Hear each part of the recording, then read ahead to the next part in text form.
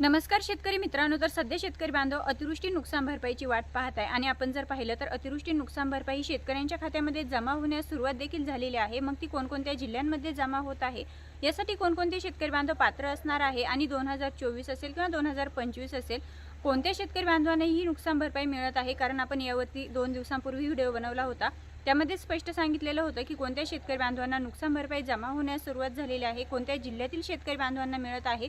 परंतु त्यामध्ये आपल्याला 2-3 कमेंट्स आलेले आहेत की त्या जिल्ह्यातील शेतकरी बांधवांमध्ये छत्रपती संभाजीनगर असेल, वैजापूर असेल, या भागातील शेतकरी बांधवांना अद्यापही नुकसान भरपाई मिळालेली नाही। तर मग आजच्या व्हिडिओमध्ये आपण हे जाणून घेणार आहोत की कोणकोणत्या भागातील शेतकरी बांधवांना किंवा कोणकोणत्या जिल्ह्यातील शेतकरी बांधवांना नुकसान भरपाई ही मंजूर झालेली आहे, त्यांच्या बँक खात्यामध्ये ती जमा होत आहे आणि यासाठी कोणते शेतकरी बांधव पात्र असणार आहेत। तर शेतकरी मित्रांनो, सर्वात अगोदर 2024 आणि 2025 मध्ये ज्या शेतकरी बांधवांचं मोठ्या प्रमाणावरती अतिवृष्टीमुळे आणि पूर परिस्थिती असेल यामुळे नुकसान झालेलं आहे, यामध्ये अनेक भागांमध्ये गारपीट देखील झाली होती, यामुळे शेती पिकांचं मोठ्या प्रमाणावरती नुकसान झालं।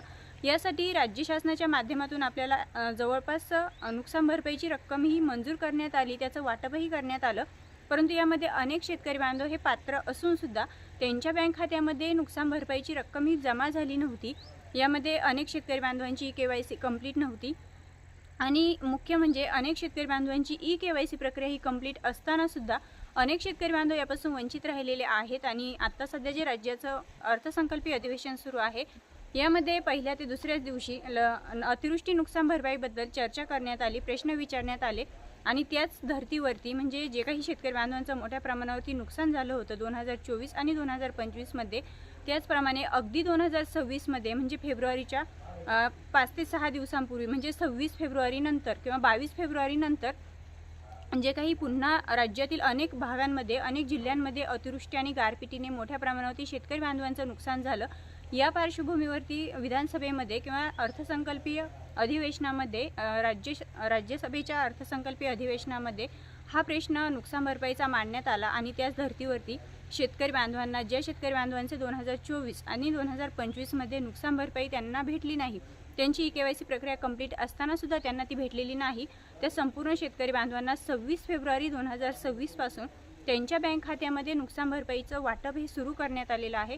अनेक शेतकरी बांधवांच्या बँक खात्यामध्ये ती जमा देखील झालेली आहे, परंतु अजूनही अनेक शेतकरी बांधव असे म्हणताय की त्यांना ती जमा झालेली नाही। तर मित्रांनो, तुमची जर KYC प्रक्रिया कंप्लीट नसेल, तुमचं लँड रेकॉर्ड नसेल, तुमचं आधारही तुमच्या बँकेला लिंक नसेल आणि सर्वात महत्त्वाचं म्हणजे तुमच्याकडे जर फार्मर ID कार्ड नसेल, तरीसुद्धा तुम्हाला तुमच्या बँक खात्यामध्ये अतिवृष्टी नुकसान भरपाईची रक्कम ही जमा होत नसणार आहे। यासाठी आपण या अगोदरसुद्धा कुठल्याही सरकारी योजनेचा जर तुम्हाला लाभ घ्यायचा असेल तर तुम्हाला या 4ही गोष्टी कराव्या लागतात।